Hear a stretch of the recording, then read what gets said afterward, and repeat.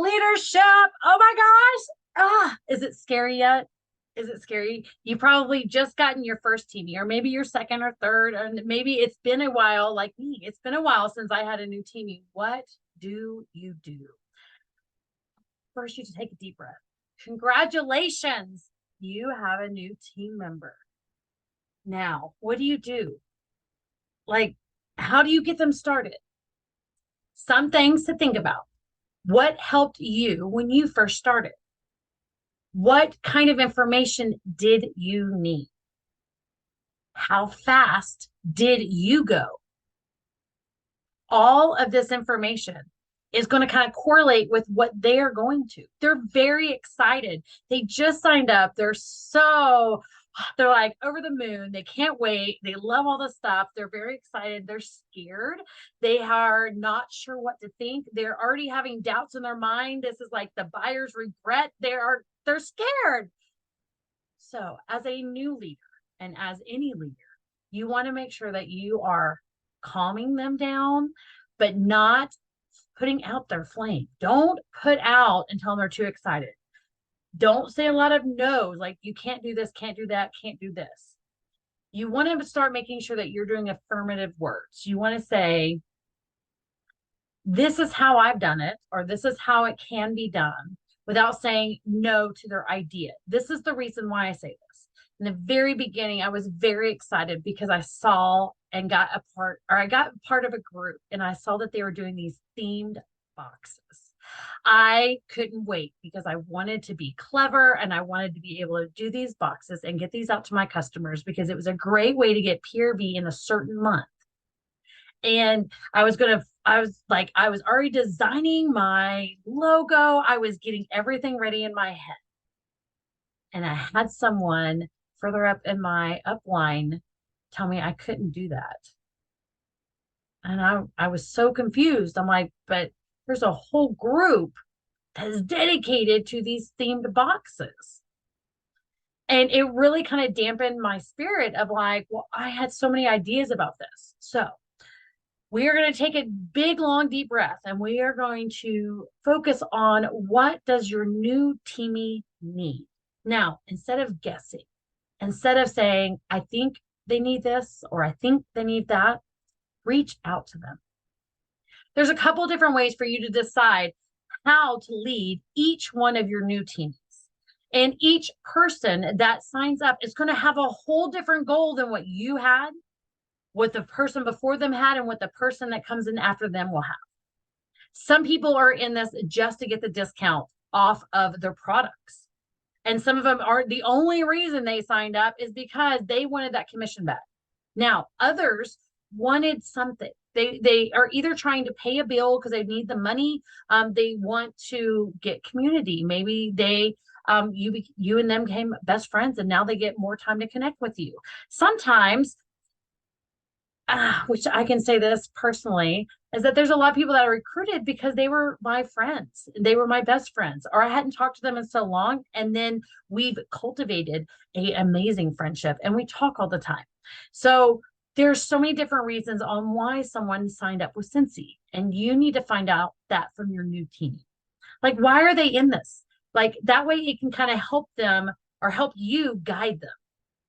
Some of the things that I have done is I've created a boards. Boards is basically like a whiteboard that can be copy and pasted into a text message, or I've sent out the whole board to my new teamies. And the reason why is that way they can go as fast or slow as they want. Not everybody is going to come out of the gate like they're on their 8 seconds on a bull ride. Some of them are going to be slower. They're going to read more information. They may not have time right now. Maybe they're having some other issues at home, or maybe they're working another job, or maybe they just haven't found how to fit Scentsy into their normal day.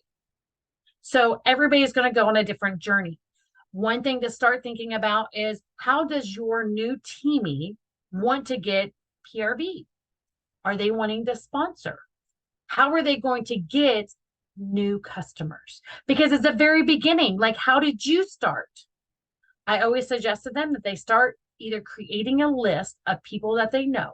So that way they can kind of figure out who they know of who they know. And the other thing is to go through their phone, go through their any of their social media, like Facebook, Instagram. If they're huge on TikTok, like what platform do they want to be on the most? From there, you can start building that community for them. You can help them along the way, or you can at least show them the path and let them guide themselves. So everybody's kind of on a different journey of how technology is for them. Are they really techie like fabulous? Like they can just sit there, they're a techie guru. They know all the ins and outs of all these different features, and that's awesome. You have others that may have only know how to get on Facebook just to like and like share some things and comment. So you don't want to get too technical with ones that aren't really tech savvy. But on the tech savvy ones, you can kind of let them go. They're probably going to teach you something. That's the best way, or actually, that's the best thing about building a team is that everybody brings their own strengths. And when you find the different people that have different strengths, then your team becomes stronger. So find out what is their love. What do they enjoy? What are they in groups? Sometimes, even if they're not tech savvy, they have found groups that they're already in. They may have already started cultivating relationships without even knowing that they're going to be cultivating these relationships in a different aspect. So that's your first thing is you just need to figure out where they want to go and what they want to do with their business. Now, keep this in mind. What they decide today is not what they're going to be doing for the lifetime of their Scentsy business. There's been tons and tons of superstar directors, speakers, leadership trainings that have been ran by different people who started this business for different reasons. You have some people that were like me. Like I started off, I did shooting star, I did level 3 of Scentsational Start, or I got Scentsational Start level 3. I hit director in 4 months.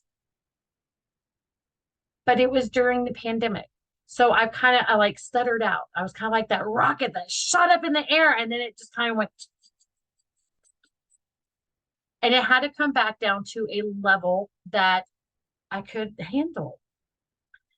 Others have started their business and maybe was just doing it for fun. And then it's become a necessity.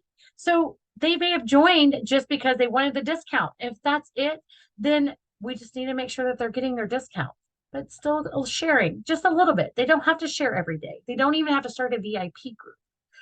But if they have a lot of people with interest, starting a VIP group on Facebook is very beneficial because then they feel they can share more Scentsy than just on their personal page. So again, a lot of these tips and tricks, only pick one. Help them with one to get them to the next level before you throw too much at them. I learned how to do everything the wrong way so I could become a better leader because I threw everything at everybody since the beginning of the time. Anything that I found, I was throwing stuff out here and there and here and there. And I was like, oh, I'm doing this, I'm doing this, I'm doing this. And I got burnt out really quick because I had so many pots on the stove. Too many of them. I couldn't figure out which one was boiling over and I couldn't figure out which ones I didn't even turn on yet. So focus on your business is going to be your best aspect because you want to have them focus on one part first. First thing is reaching out to their people, their friends, their coworkers, the people that they chat with most online. You want them to start with them to just let them know that they are a Scentsy consultant. You also need them to have them post on their regular Facebook page or allow you to do a shout out for them and then shout them out. Tell them like, oh my gosh, I am so excited to announce that my best friend, my sister, my mother, my brother, my cousin, my new best friend has decided to sign up as a Scentsy consultant. You tag them, you have a picture. You can create a cute picture in Canva. You can also just you can get a picture of theirs and you can edit it with whatever apps you have on your phone. Shout them out. Let the world know that there is a new Scentsy consultant. Now, if they have people that they've brought into your VIP group or have brought into your circle of customers, you need to talk to them and make sure that they understand that so and so buys from me. And I need to know if you are going to take care of them or if they need to stay with me. Because just say you have your best friend sign up underneath of you, but her mom buys from you also, or her sister, or her cousin. You want to allow that new consultant to take them on as customers. Now, this here's the fun part. If they don't talk to their sister, their brother, their mother, their cousin, their best friend anymore, and they don't want them as a customer, then you need to make sure as a leader you're still taking care of your customers. So it has to be a conversation. And it needs to be something that is brought up pretty early, because you don't want to still take $200-300 of your customer, of your new teamie's potential PRV, when that cousin, brother, sister, whatever, didn't even know that they're consulting yet because they hadn't promoted themselves. So you're in that catch-22. You always want to do what is right and what is the best thing for your team and for your teamies. Just do the right thing. And if you're not sure, then ask somebody. Ask your new teamie what they want. If they don't tell you, if they're like, no, they're your customer, I don't want them, then continue taking care of your customers. All right. So next step. All right. So we now have established how they want to run their business-ish. Now, again, it's going to be fluctuating. It's never going to be the same. Year over year is always going to change. But right now, they're new. You're starting to have them focus on one thing, telling everybody that they're a Scentsy consultant. Then you want to do some kind of walkthrough with them. Now, I have videos showing them how to log in and how to start a party. Scentsy has tons of videos for trainings for new consultants. So you're onboarding. You are taking on a new teamie under your team. Now, you may be under my team, but they're under your team. And so I would reach out to you first before reaching out to them, unless you're like, hey, we need help. And then I would reach out to your person. So you want to figure out, like, maybe write down their questions. What questions do they have? Now, is every consultant going to ask the same questions? No, because we're all on different levels of experience for the different things that we utilize in this business. I am really great with customer service because I have been doing retail since I was like 16 years old. I did babysitting, so I knew how to take care of kids from like 14, 13. So I worked retail. I worked a lot of fast foods. I worked a lot of call centers. So I understand how my voice is everything whenever you're talking to somebody. No matter if you're typing it or if you're texting it, you always need to have a smile because people can tell. So you need to talk about the basics. Like the first question normally the first 5 questions is, how do I get paid? Talk to them about how they're going to receive their card in the mail. Not to worry about it until they receive their card to activate. There's no reason to worry about it until they even get through their first month, because they're not going to get paid unless they get sales. So if they're worried about getting paid, then let's get them some sales so they get paid. Do you see how that cycle goes? Is that you kind of need to be like, okay, you're going to get paid, but we have to get sales to get paid off of. So the next one is like, how do I know where my sales go? How can I tell how much I've sold or where the orders are at? So that's going to be one of the basics that you want to go through.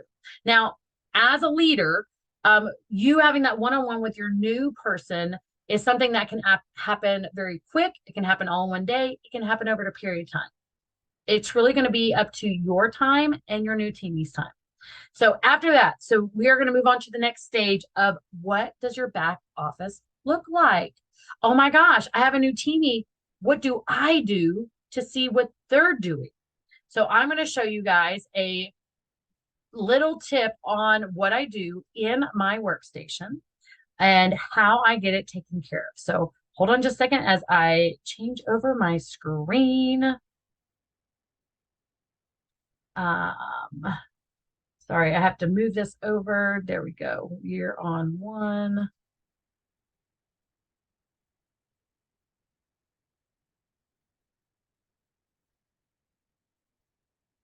Okay, so what I promise this is going to work. Where is I need to do screen one.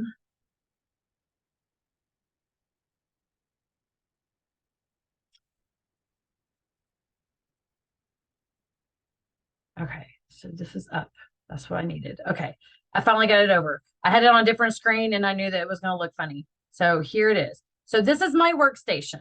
Now I have blocked out all of the items that you can see. Now I went back to the beginning. So May of 2020 is when I started. I started on the 17th, which it shows the 18th of May of 2020. And my first month, this is what I did. There was 1,582 and 45 cents of PRV. I was by myself.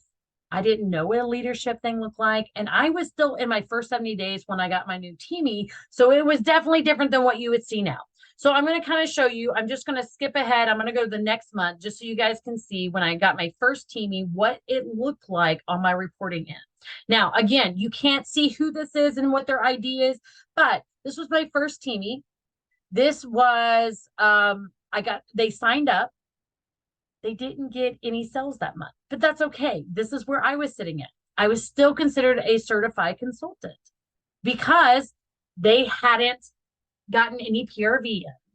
And so you have to have them at least active before you can even start to promote. And then secondary, you have to have 500 minimum before you even get paid off of anybody in your team. So when I talk about the 500 for PRV or for leadership PRV, that's the reason why. So my second month, I had gotten a new teamie. They hadn't quite gotten into the sales yet. So in July of 2020, this is where everything changed. I now had a team of 5. That's me and then 4 other people. And one of them wasn't even in my front line. One of them, as you see down here, is a second generation. So that means they signed up under one of my front line. So on here, these levels will tell you how far away you are from that person. So there's 2 steps because these right here are 1 step away. Now, as you get up in different promotions, and if you start having directors underneath of you, it all changes. But I haven't been there yet. So I have never had a director underneath of me yet. So I will be able to show you guys those later. These are just in the beginning. So it kind of shows, it shows the projected title and their rank. So this is what they were going for, and this is what they got. So I ended up promoting to Star Consultant. Pretty sure that's my, yep. At that time, my lifetime PRV was 8,960. Little scary. Okay. So, we didn't quite hit numbers for, sorry, my eyes itching, hit numbers for, Superstar Consultant. Yeah, we were just underneath Superstar Consultant numbers. But this is how your report's going to look. It's going to have, now, of course, yours is going to have names and ID numbers, and there's a lot of different information in your report that you can either hide or show. Like what for you is important. One thing I keep is I make sure of active frontline. I need to know how many of my active frontline is available and then how many of my team's active frontline is available. New recruits, are they recruiting? Now, a reinstatement will not show up as a new recruit, but this will at least kind of tell you where they are at in their business. So I'm going to go ahead and skip forward to September of 2023. So that was kind of like in the beginning when I started. This is where we're at now. So again, I can at least tell you that this is me because it says 0 level. So you guys can kind of figure out a 0 level is me. I have these right now linked on my levels. So these are all of my first, let me roll this up. These are all of my direct frontline right here. So they all have 0.1. So now that there's more people in my group, which I have a group of 32, that's including me, so 31 other people. So this is where everybody who is in my frontline, this is where they're at. Now, again, the sorting of each one of these columns is all about you. You can change this right here by this little arrow of what you want shown. Now we also have join dates over here. I added this column in so you can kind of see that everybody runs their business differently at different times of their life, or in their, I guess not their life. Well, everything happens in your own life, but in their journey through Scentsy. I'm going to go ahead and stop screen sharing for just a minute because I want to talk about Jackie. I just got off the phone with her a little while ago, and I was told I could share this information. Jackie Duran and I had started Scentsy at two different times. I started in May of 2020. She started in January of 2012. Her focus on her business whenever she started was she wasn't doing it as a business. She was just doing it. She didn't really know what she wanted to do. She didn't really know how she wanted to do it. And so she was just kind of there.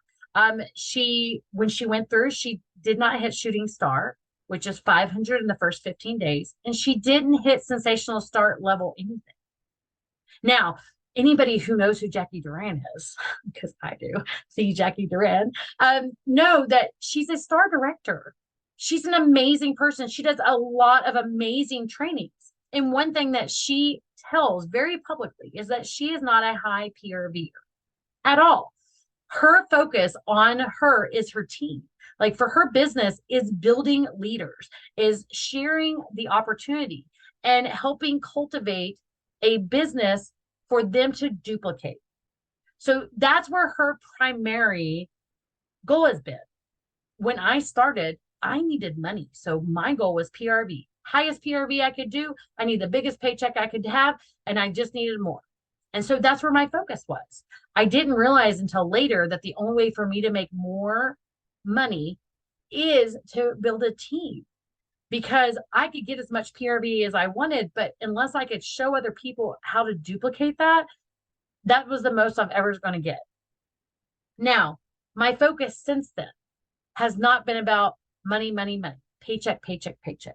My focus now is more in line with what Jackie's doing.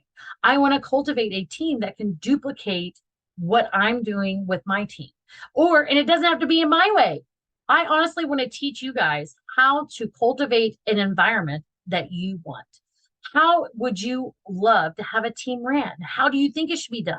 The way I do it is different from my upline, and the way that you do it is going to be different from me, because we are all our own personalities. So you want to make sure that you cultivate something in your business with your teamies that's something that they can duplicate. So I'm just going to give you kind of an example of how different businesses can be ran and still be successful.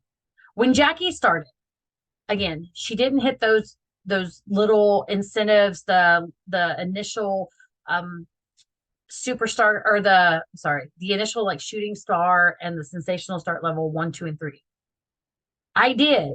My PRV, because that was what I pushed for, high PRV, is sitting just over, I think I'm at 95,000.